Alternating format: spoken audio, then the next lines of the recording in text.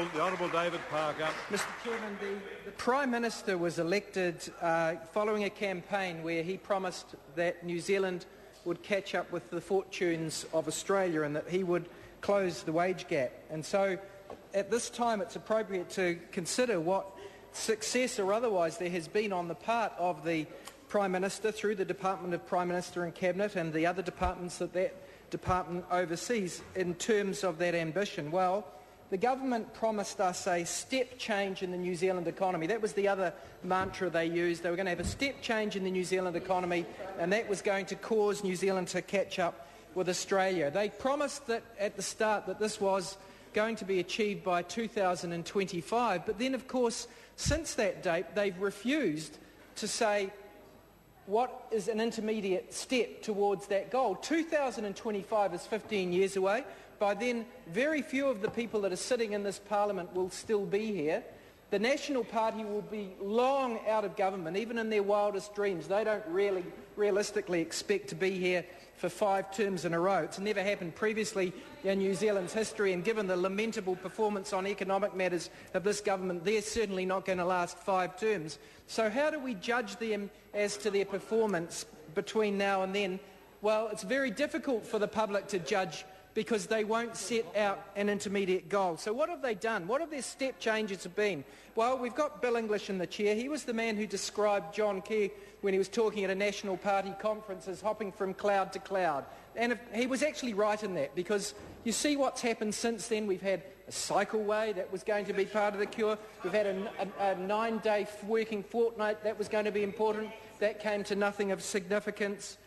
We had this most recent plan of Chinese investment in broadband. That's not come to fruition, and it doesn't look like it will. We've had the assertion that New Zealand will somehow become a financial services hub in the world. You know, that's a good ambition, but it's not going to come to pass. The Minister of Economic Development hasn't even taken a cabinet paper to cabinet in respect of that ambition, and we know that Australia, which has got far deeper capital markets, has got a far greater chance of being a financial services hub than New Zealand, and of course they're keep competing for that same space, so that one's not going to come off either. And then, of course, we had the Minister of Economic Development's plan to have a shot in the arm for the mining industry by mining our national parks. Now, no one denies that there's a role for mining in New Zealand. No one denies that. There is a role outside of national parks, and it's an important role. And indeed, the last government was doing a lot to stimulate interest in the petroleum industry. We actually funded $20 million of data acquisition because we needed a bit of gas, and if we're going to be using a bit of oil for the next few decades, well, we should be using our own rather than importing from Saudi Arabia. So that's not a step change, Mr English in the chair, because that was happening already. So what do we have next? Well, they say that we're going to be catching up with Australia, so we've been trying to ask the government what are their intermediate targets. And what do they tell us? They haven't got any. They haven't got any. They won't give us one by which they can be held accountable. So I thought I'd go back to a more general level today and ask the Minister of Economic Development in question time, what's the income gap difference? Given that they were campaigning on this very issue, I thought he might take a stab at it. He didn't know. He didn't know. That surprises me, that we can have a government elected on the mantra that they're going to close the income gap with Australia, and their Minister of Economic Development not be able to tell the House what the income gap currently is. And I thought, well, okay, might not know the specific figure. How about a rough idea? Can we have a rough idea of what the difference is? And what was the answer? No, we can't even have that, because the Minister of Economic Development didn't know. I forgive him for not knowing the exact figure. I find it surprising he did not know the estimated amount. John Key is responsible for this. So then I asked him, then he offered.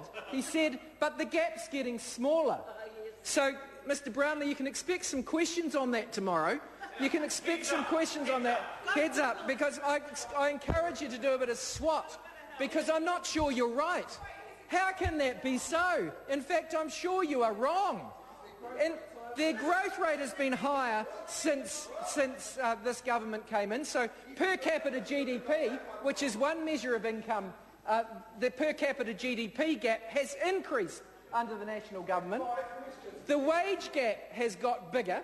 because wages have been going up in Australia, whereas, Mr Chairman, I call the Honourable David Parker. The wage gap has grown bigger, the wage and salary gap, because we know that wages and salaries have been going up at a higher rate in Australia than in New Zealand. So, in terms of salary and wages, the gap has got bigger, not smaller. If you actually take it per available member of the labour force, it's even worse, because not only have they had wage growth, they've actually had employment growth while we've had unemployment growth. So, no, whichever way you cut it, Mr English in the chair, or Mr Brownlee, who I see is in the House, the wage gap between New Zealand and Australia has not been going down. Contrary to your belief at question time today, it's actually going in the opposite direction.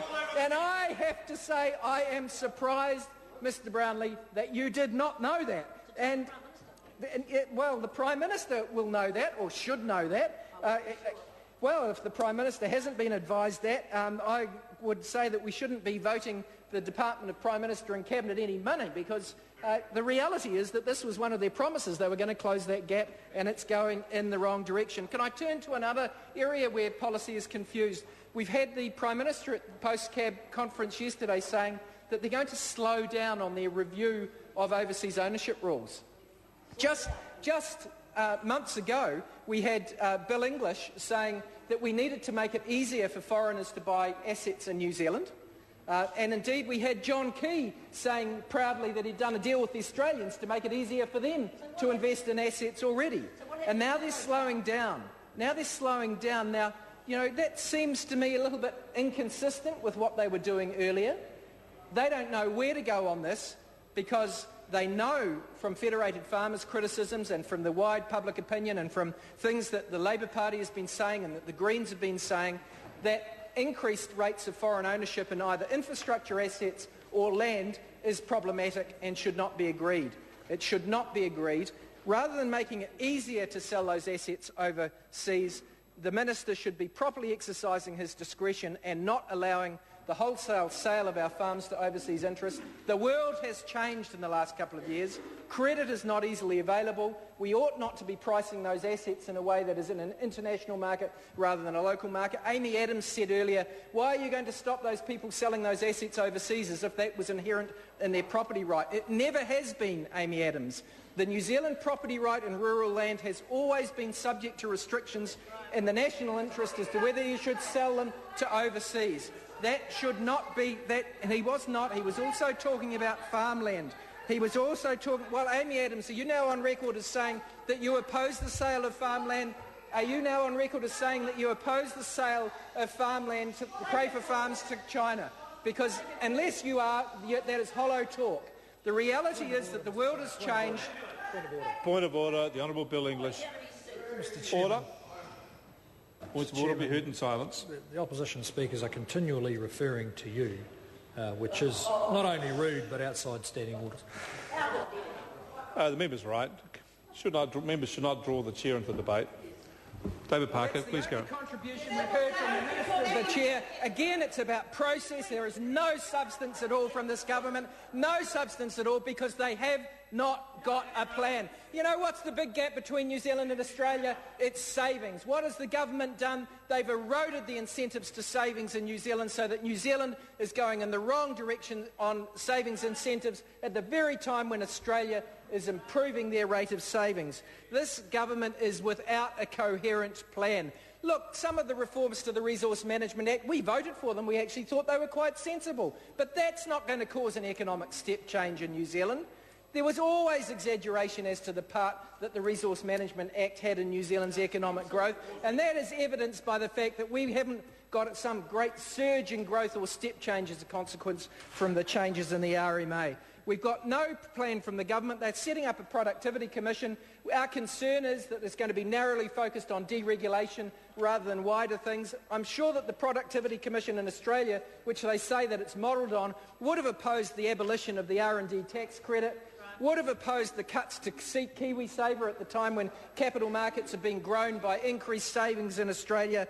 And I'm sure I haven't heard the Productivity Commission come out in Australia and say, oh, we should be flogging off their assets like their rural land to overseas people. Mr. Speaker, The step change that the government has promised in the economy has not come